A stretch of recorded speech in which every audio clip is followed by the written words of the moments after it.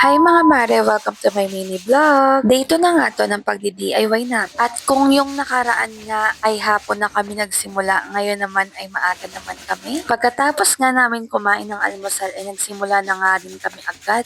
Kasi nga medyo matrabaho nga tong araw na to. Dahil nga kailangan namin tong pakinisin ng mano-mano gamit ang liha. Dahil wala nga kaming gamit pampakinis dito. Inumpisahan na nga yun ni Bal at tinulungan ko na nga lang din siya para nga mabilis nga matapos. Kinabit niya na nga din sa likod yung nagsisilbing braces at pumasok na nga din kami kagad sa loob. Dahil nga sobrang taas masyado ng ceiling banda sa hagdanan at hindi ganun kataas ang maabot nitong hagdan namin.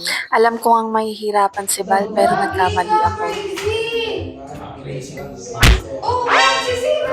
At kamuntikan pa nga mag-away ang dalawa na to. Char. Inabot ko na nga din kay Bal yung mga kailangan nga para nga matasabit namin at matesting na at makita kung anong itsura kahit nga wala pang ang barnis. Sinimulan na nga din ni Bal butasin yung dingding ng pagpapatungan nga ng mga santo. Mukhang ide-day 3 nga sana namin to. Pero saktong-sakto nga si Kuya Ryder dahil nasa kanya nga yung iba namin kailangan para nga matapos namin to ngayong araw. Kaya nga inutusan na din ako ni Bal para kunin sa loob yung cross at simulan na ngang i-barnis to.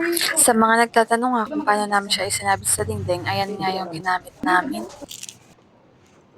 Magliligpit nga muna sana kami ng gamit habang inaantay ngang matuyo yung kahoy. Pero mukhang medyo okay naman na siya kaya nga sabi ni Bal isabit na daw namin. At simula na ngang ilagay yung mga dapat ilagay dito. At finally, tapos na nga siya.